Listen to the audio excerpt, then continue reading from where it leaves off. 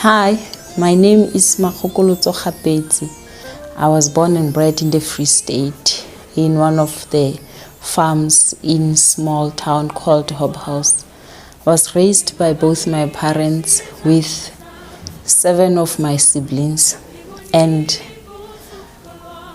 we were a happy family. Everything was fine, even though we were not that wealthy, but we were happy. When I was 14, I fell pregnant with my firstborn.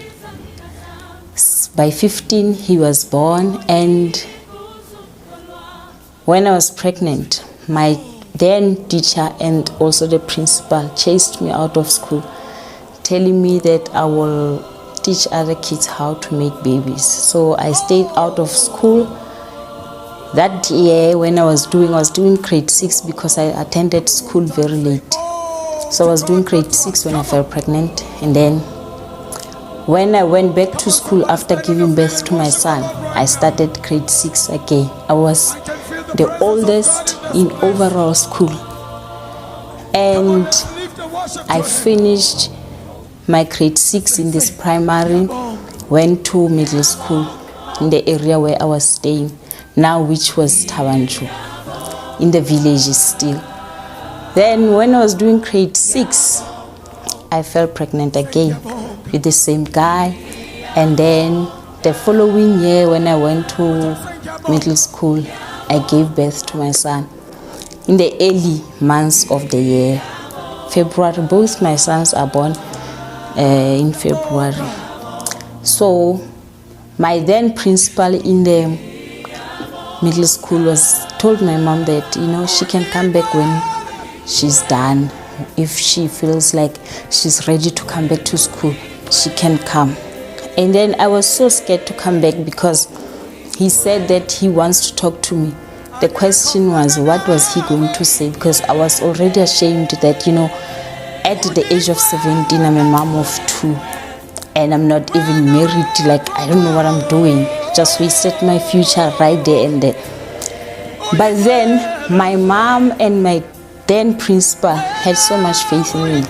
I don't know what would have happened to me if my mom was not so supportive. I went back to school. Then it was so difficult because even at this moment I was still the oldest in the overall school. I was the only one who had kids. So other kids will have few meetings about me. Even at the location they will gossip. Even parents will gossip about me, calling me names.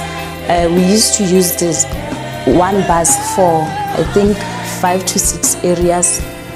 So when I entered the bus, they were talking about me and having kids and how their kids they are better and will have a better and bright future because they don't make babies. I finished my high school in 2007, my middle school. But then, when I was doing grade 9, my baby daddy died. He was hit and run by we don't know. And then he was found 7 days, a week after he died.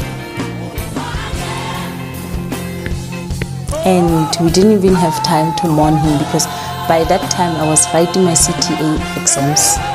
So I had to always be at school. Then when this happened, I didn't even want to tell anyone because I did not want anyone to feel sorry for me. I just told my teachers that I won't be coming to school tomorrow. There's a family crisis taking place. And that was Tuesday, because Monday I went to school. That was Tuesday. And then he was supposed to be buried on Tuesday because he could not stay longer than 5 days at the mortuary. But then I don't know what happened. He did not come. So I had to go back to school and tell them what is happening. That's when everyone started the pity party, and they felt sorry for me, sorry for the boys, sorry for everyone who was involved. And then we buried him and then life continued. While we were busy preparing his funeral, I decided to go back to school the other day when I was supposed to be staying at home with everyone else. The reason being was I told myself that this guy wasted my time while he was still alive. He did not. I realized that he did not want me to go to school, to study and achieve all my dreams. And now he is dead. He's supposed to be buried tomorrow and it doesn't happen. Then I have to take more than a day off school because of him. Then I told myself that no, I'm going to school today, and when you are going to wait for me until the school is out, then your corpse will come and then we will go bury you. And it happened like that. I went back to school that day. It was Thursday. I went to school, then after school around 3-4, the corpse arrived. He was not taken in the house or anywhere. He went straight to the graveyards. Then he was buried. We came back. The boys didn't see his casket. It was just like that.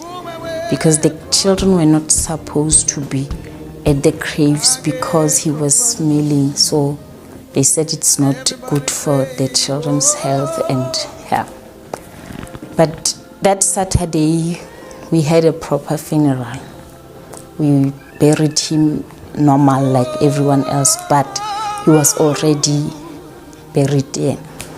So he cheated here and there up until when he died. He already had a woman with a child. Our children were like this. My firstborn was 4, the secondborn was 2. The last born with the other lady that he was staying with when he died was few months. So it's 2 in between. So the boys, my boys were 2 years and then 4 years when he died. So in I did my matric at 2011, meaning 2009. So 2010 I did my high school at Albert Moroka in Tabanchu. And 2011, I did my matric. I stayed with my cousin and her husband. August 13, I woke up that day. I had a meeting with a lady who was a tailor. I wanted her to make matric dress for me. Then after that, I walked from town to where I was staying, which was a little bit on the outskirts of town and other areas. So while I was walking there, I met a guy. This guy came friendly, we chat, but then as we walk, there's it's a field or an open plain kind of, no houses, no one, no nothing. The guy changed. He had another agenda. That's when I don't know if I should say he kidnapped me or what, but he took me out of the road we were supposed to use. Then he started threatening me and I don't know how to say it, but we ended up at one of the closest hill. Then he told me that he wants to sleep with me, and if not, he's going to, there's a lot of witch doctors that needs parts. There's also, he can also strip me naked and chase me. I will run all the way to town or wherever I was going naked. And then I had to decide between the three, which one was going to maintain my dignity and also leave me alive. And I opted for rape. That okay, fine, you can sleep with me. Then when you're done, we will just go our separate ways. And then it happened. And then when we were done, he was like, let's go to the police station. I want you to go and have me arrested. But then during the rape and whatever the negotiation we had, I was telling myself that, you know, God, I know that you have great plans for me. And I just want to go back home and have my normal life. I am now a week away from studying my trial exam, and I don't know what I'm going to face. The only thing that I know is that everyone is against me passing this class. So I just need my life only. I don't want to go to the police station. I don't want to tell anyone. I don't want anything. I just want to be alive, so that I'll be able to tell my teenage mom story, so that I will also be able to tell this one. Because if I ever come out alive, I'll be able to tell someone who has been raped. You know what? There's a purpose for everything. So after he raped me, we left. He was telling me that let's go to the police station. I was like, no, it's even late now. My cousin is so worried over the guy because I haven't said anything to him.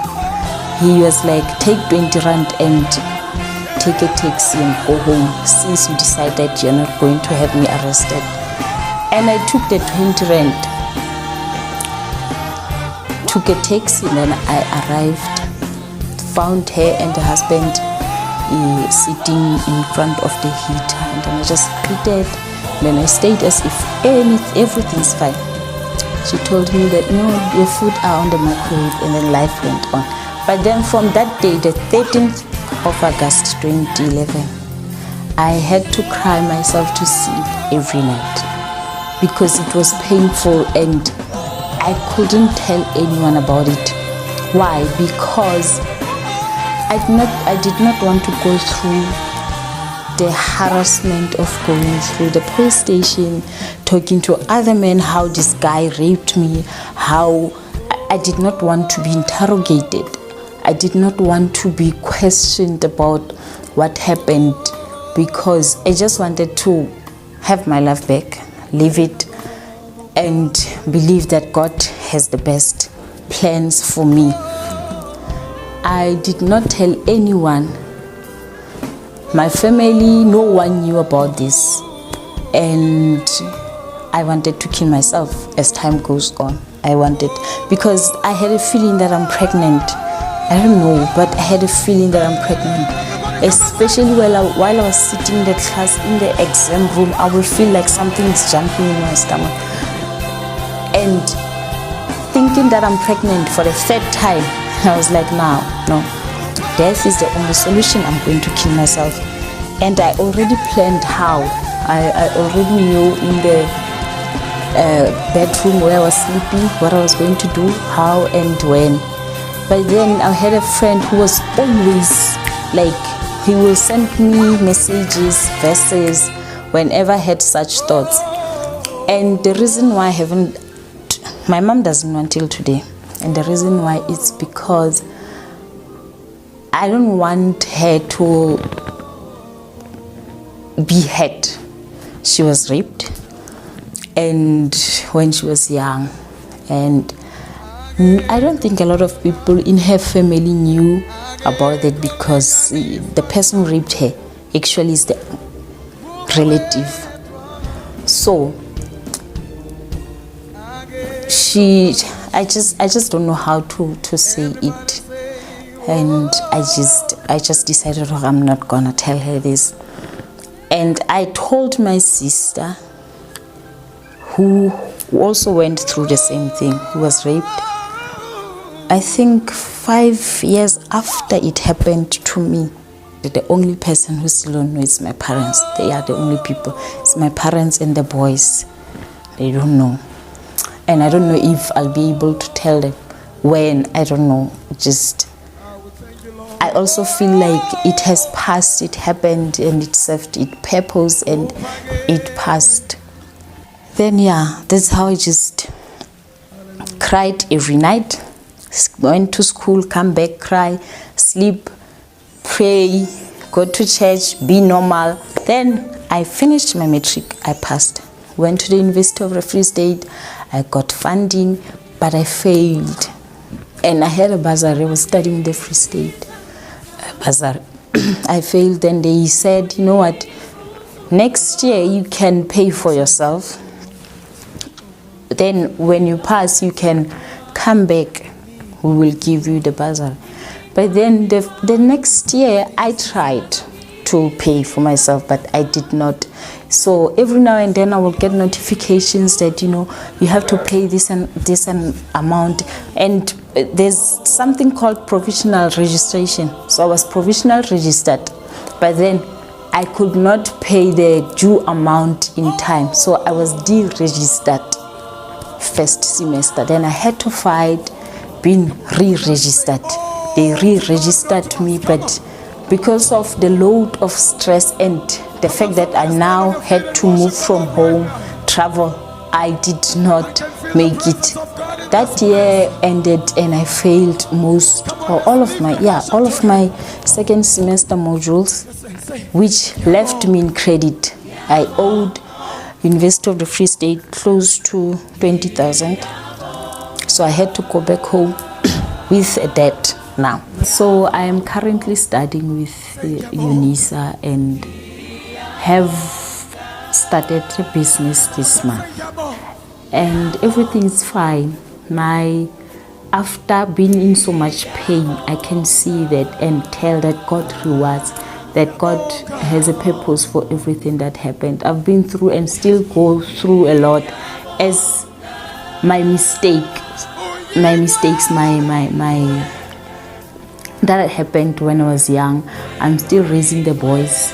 The firstborn is now 16, the secondborn is now 14, and it has not been easy being the mom, fighting for my future, and on the other hand, trying to make sure that they grow up as young men who are responsible, who are not going to be a problem tomorrow. So I'm still in the journey of learning how to be a mom and how to be myself and how to protect them, how to cater for their needs, and God has been good. What I can say is that there is nothing that is impossible. We are all able to become everything that we imagine, everything that we desire, and if we do not stop fighting to become, we will eventually become anything and everything that we desire. What I can tell is that there's always a turnaround around any story. There's always a better tomorrow around any bad situation today. As long as you know deep down that, you know what, I can be and I can do better than this.